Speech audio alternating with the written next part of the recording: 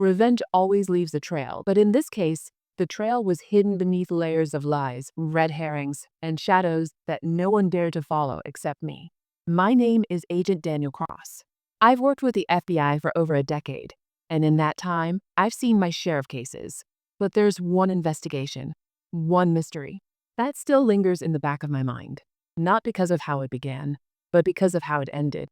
It started in a small Midwest town, quiet, unassuming, the kind of place where everyone waves at their neighbor and doors are rarely locked. But behind that calm surface, something darker was stirring. The first call came in on a rainy Tuesday morning. A respected local teacher had vanished without a trace. Her car was found parked neatly outside her home, her keys on the counter, her cell phone still charging on the nightstand. No forced entry, no signs of a struggle, just silence. At first glance, it looked like she had simply walked out. But I've learned, when things look too clean, it usually means someone worked very hard to make them that way. We interviewed friends, colleagues, family. Everyone had a story. Some painted her as loved and admired. Others hinted at secrets. A bitter ex.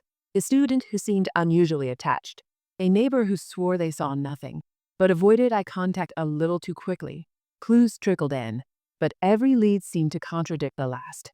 Each new discovery led us deeper into a maze. And then came the tragedies. Another disappearance. Another life cut short. Different victims, different backgrounds, yet the same chilling patterns. This wasn't random. It was deliberate.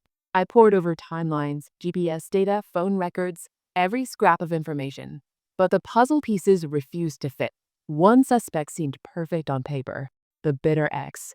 Motive, opportunity, and just enough anger to snap. But his alibi? Solid. Ironclad. He was nowhere near the scenes. Then there was the neighbor. His story wavered. His details changed. We thought we had him cornered. But when pressed, it turned out he'd been hiding something else. Something personal, shameful, but unrelated to the crimes. He deadened. Another red herring. Sometimes the truth doesn't reveal itself in grand discoveries. Sometimes it's hidden in the smallest oversight.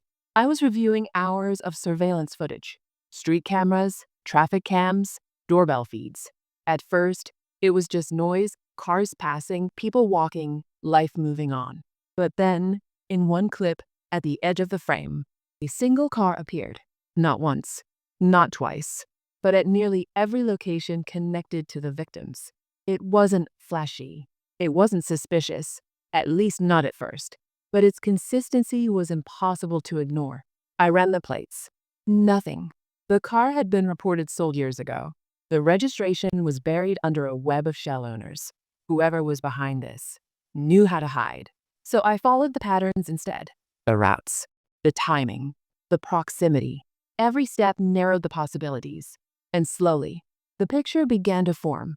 The culprit wasn't a stranger. It wasn't some outsider. It was someone close enough to blend in, but calculated enough to cover their tracks. It was a colleague of the victims. Someone respected, trusted, always present, but never noticed. The car belonged to a distant relative. The timing matched his work shifts.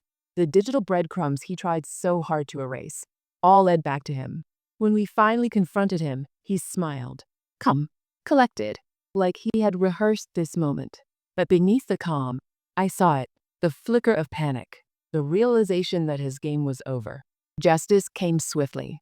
The families finally had answers. The town could breathe again. And me? I learned something. That evil doesn't always come wearing a mask. Sometimes it looks like the person you pass in the hallway, the voice you greet every morning. Cases like this don't end when the paperwork is filed. They live on in the silence of those who can't tell their story, and in the memory of those of us who must. Every case teaches you something. This one reminded me that logic and patience will always outshine fear and chaos.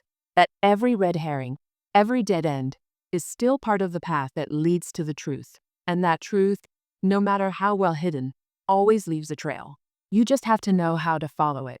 If you stayed with me through this story, thank you. Mysteries like these are more than puzzles. They're lessons in how fragile and how strong people can be.